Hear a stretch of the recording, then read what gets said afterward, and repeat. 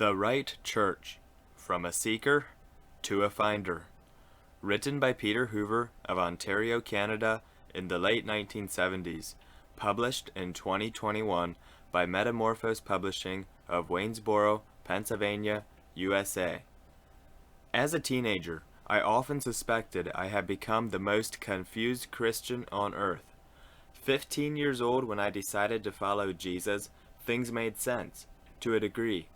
I had no problem understanding Jesus' teachings, what he did, how he suffered and rose again to make a way for the likes of us to stake a claim in new heavens and a new earth seemed almost too good to be true. Yet I believed it passionately. The only thing I could not understand was what had become of the Church of Jesus Christ in my time. It didn't make sense.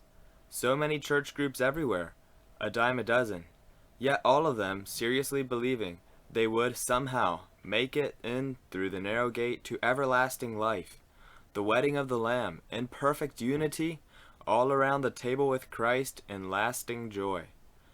All Christians talked like this, dreaming, conjuring up the most exotic, sometimes totally impossible, scenes of a golden city, unending day, keeping on singing forever and ever and ever, yet loving it, the best thing ever, absolutely never getting tired of being together during millions and billions and trillions of years. While now, in Ontario, Canada, hardly any of them could stand one another for a day. Either things stack up, or they don't. I did not see too many Christians, particularly not my own kind, the so-called plain people, really loving one another fervently, or actually caring for another in their hearts. Sure, all the different groups helped one another as common decency demanded. After two massive tornadoes cut a wide swath of destruction right through the heart of southern Ontario in the 1970s, my dad sent me with our farm truck to help clean up. It took us weeks just to make order out of chaos.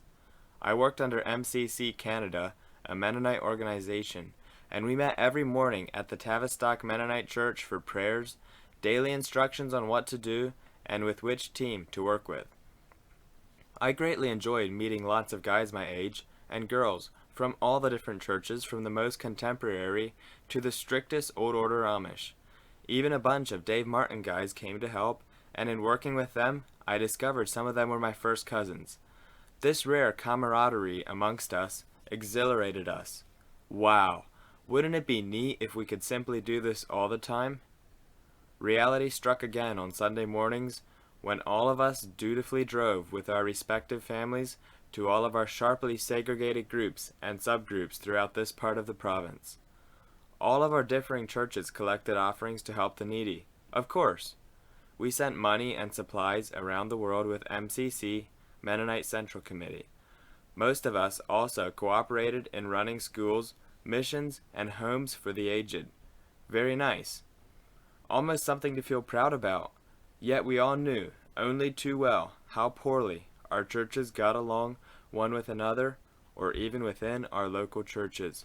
Far too much gossip, even gossip shared as prayer requests. As young people, we knew perfectly well who liked whom and who did not. This even between the men who sat side by side behind our pulpits and their exceptionally capable and sometimes quite opinionated wives. How had we earnest believers done spiritually and socially in modern times? My impression as a young person was mixed. Yes, I knew godly and loving believers here and there, yet the fellowships they belonged to and the things they supported brought me far more questions than answers. My own church was dying. No mistaking of facts. Any person my age could easily see what was happening. This in spite of all grand claims, earnest instructions, special meetings, and brotherhood resolutions that were supposed to assure us that everything is now fixed up. The deep, internal disunity amongst us, the fundamentally flawed values we held to tenaciously at all costs, did little more than convince us young people that we were not getting anywhere spiritually. We wanted to follow Christ. We already loved the Lord amazingly enough. Yet where or with whom should we walk his narrow way? Dozens, actually hundreds, if not thousands upon thousands of narrow little ways led everywhere, all around the world. Which one finally should an honest believer choose? I felt lost. Could the tiny, dysfunctional denomination in which I found myself claim to be the bride of Christ, gloriously attired in white without spot or wrinkle and ready to meet the groom? It did not seem at all likely. Claims on being the light of the world? Young people do not know much yet, perhaps, but neither are they easily fooled nor amused by ecclesiastical stunts. All I could think of as a young zealous Christian was how to get out of where I was and how long it would take until I could do it. Ever hear of such a predicament? I am sorry, friends, to start a new book on such a grim and forbidding note, but I have two reasons for doing so. It takes stark reality, an honest appraisal of our condition in the presence of God, to begin to sort things out and decide what to keep, what to trash, and which way to go from here. In my teens, during my search for the right way, I began to write a diary and eventually a book based on my experiences. The manuscript, this book, got lost and I did not see it for years. In the late 1970s, I also began to write for Rod and Staff Publishers of Kentucky, USA. The publishing agent, Paul Landis, read the manuscript and corrected what he deemed necessary. He did it well, and this book still reflects his work. About 3/4 through it, however, Brother Paul stopped editing. He informed me, kindly, that he found the text quite interesting, yet in his words, it is not exactly Rod and Staff material.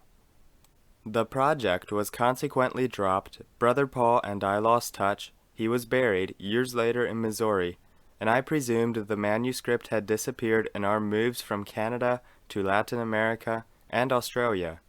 Then, to my astonishment, in the spring of 2021, while searching for something else way up in the top shelf of our least-used closet, I rediscovered it. The very thing I wrote as a teenager in Canada. At first, I hardly dared to open the Hilroy Canadian exercise books into which I had written it, the kinds we used in school. Susan, whom I had married 40 years earlier, was even more surprised than me. She had never heard of it, but when she began to read it out loud, we both found it startling. A long step backwards in time. All manner of events I had forgotten, immature conclusions, and fanciful dreams jumped out at me in almost frightening clarity. Yes, that was me, what I thought, and what I wished for in the 1970s.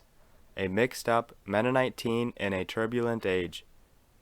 While rereading the text, nothing struck me more than the vision I had at that time, how often I had lost it, and how much of it has come back to me in these last years. Then I dreamed and wrote.